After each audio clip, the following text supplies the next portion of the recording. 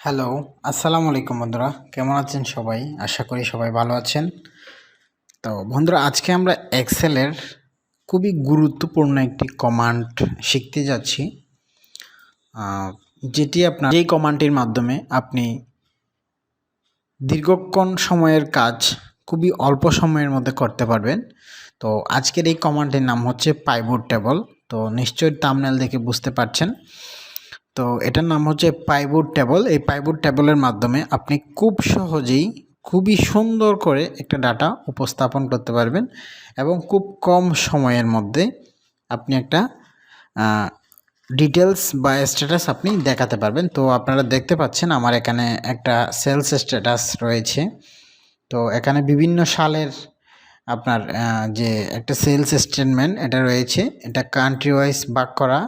এখানে বিভিন্ন ধরনের কান্ট্রি রয়েছে এবং বিভিন্ন প্রোডাক্ট রয়েছে এবং হচ্ছে আপনার unit sold, sales price, gross sales, total sales, profit কত হয়েছে, কোন মাসে কত প্রফিট আসছে এবং এটা কোন সালের কোন মাসে আসছে। তো এরকম আসছে।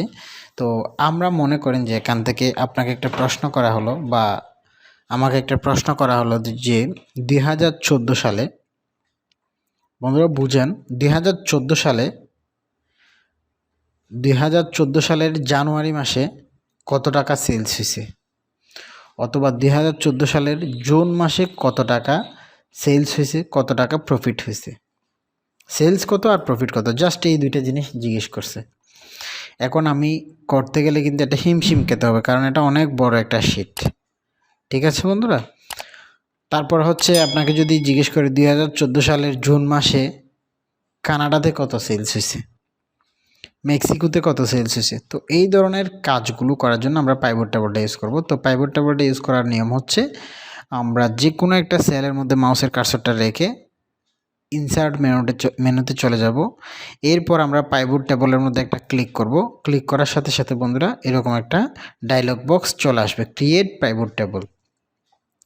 এই ক্রিয়েট পাইভট টেবলের মধ্যে এখানে দেখেন দুইটা অপশন রয়েছে, একটা হচ্ছে নিউ ওয়ার্কশিট আর একটা হচ্ছে এক্সিস্টিং ওয়ার্কশিট। নিউ ওয়ার্কশিট মানে নতুন একটা শিটের মধ্যে এটা তৈরি হবে, আর আপনার যদি এক্সিস্টিং ওয়ার্কশিটে দেন তাহলে এই শিটের এক পাশে ইয়াটা চলে আসবে। তো আমরা সাধারণত এটা নিউ ওয়ার্কশিট নিয়ে কাজটা করলে সুবিধা হয়, তো আমরা নিউ ওয়ার্কশিট দিয়ে ওকে করলাম। তো বন্ধুরা দেখেন কত সুন্দর করে এদিকে একটা পাইভট ফিল্ড লিস্ট চলে আসছে, পাইভট টেবলের ফিল্ড লিস্ট চলে আসছে। তো আমরা যেহেতু বলছিলাম সালটাকে আমরা ফিল্টারিং করব 2014 সালে, তাহলে আমরা যেটাকে ফিল্টারিং করব সেটাকে আমরা রিপোর্ট ফিল্টারের মধ্যে ফেলবো। যেমন দেখেন ইয়ারটাকে আমরা যখন ফিল্টারের মধ্যে ফেলবো তখন এই যে দেখেন বন্ধুরা ইয়ারগুলো ফিল্টার হয়ে গেছে। এখানে কিন্তু 2 সালের হিসাব আছে, 2014 এবং 2013 এর।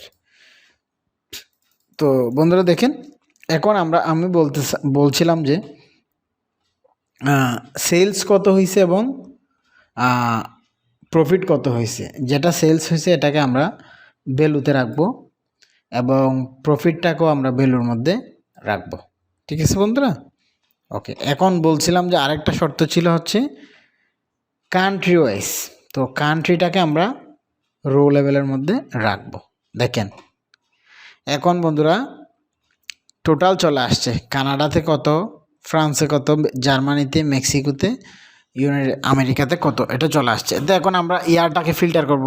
তো আমরা বলছিলাম ইয়ারটাকে আমরা ফিল্টার করব। আমরা এখান থেকে যদি 2014-তে ক্লিক করে ওকে করি, দেখেন 2014 সালে কোন দেশে কত সেলস এবং প্রফিট হয়েছে। তো আমরা এখন যদি চাই শুধুমাত্র আপনার জানুয়ারি মাসে কত হয়েছে, তা আমরা যদি এখন মান্থ নেমটাকে যদি আমরা ফিল্টার করি তাহলে মান্থ নেমটা এখানে চলে আসছে। আমরা এখান থেকে যদি জানুয়ারি ক্লিক করি অথবা জুন ক্লিক করি, দেখেন বন্ধুরা দেখেন জুন মাসের, এখন 14 সালের জুন মাসের কোন দেশে কত টাকা হয়েছে একটা আমরা স্টেটমেন্ট এখন পেয়ে যাচ্ছি। এই যে দেখেন বন্ধুরা কত সুন্দর করে চলে আসতেছে।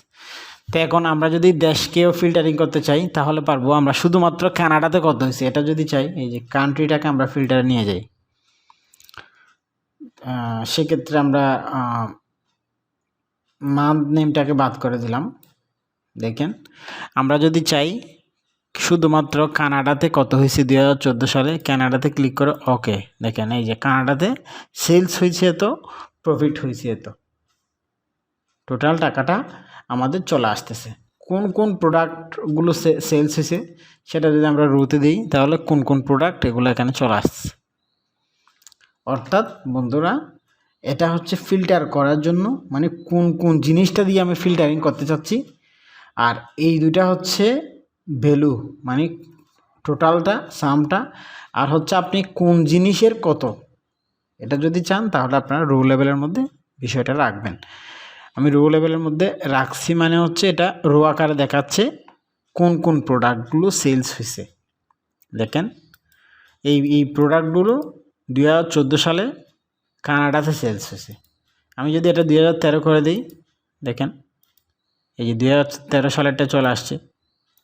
এটা যদি কানাডা থেকে আমি ফ্রান্স করে দিই তাহলে ফ্রান্সে কোন কোন প্রোডাক্টটা 2013 সালে সেলস হয়েছে, খুবই সহজভাবে আপনার কাছে একটা রিপোর্টিং চলে আসতেছে। যেমন দেখেন 2013 সালে জার্মানি যখন সিলেক্ট করছি এখানে কোনো সেলস দেখাচ্ছে না, অর্থাৎ জার্মানিতে কোনো ধরনের সেলস হয় নাই। তো এখানে আপনার লক্ষ লক্ষ ডাটা থাকবে, এখান থেকে আপনি কোনো একটা দেশের একটা রিপোর্ট খুব সহজে 1 সেকেন্ডের মধ্যে যে দিতে পারবেন, এটা এটা খুবই গুরুত্বপূর্ণ। এটা বড় বড় অফিসের ক্ষেত্রে খুবই গুরুত্বপূর্ণ একটি কমান্ড ফিল্টারিংটা। তো বন্ধুরা আশা করি আপনারা বিষয়টা বুঝতে পেরেছেন। এটা খুবই গুরুত্বপূর্ণ একটি কমান্ড এক্সেলের জন্য। আপনি খুব সহজে একটা রিপোর্ট প্রদান করতে পারবেন যে কোনো বিষয়ের উপর। তো বন্ধুরা আশা করি ভিডিওটি বুঝতে পেরেছেন। যদি আপনার ভিডিওটি ভালো লেগে থাকে তো অবশ্যই একটি লাইক দিবেন, কমেন্ট করবেন, শেয়ার করবেন। তো বন্ধুরা দেখা হবে পরবর্তী কোনো ভিডিওতে। ভালো থাকবেন, ধন্যবাদ সবাই।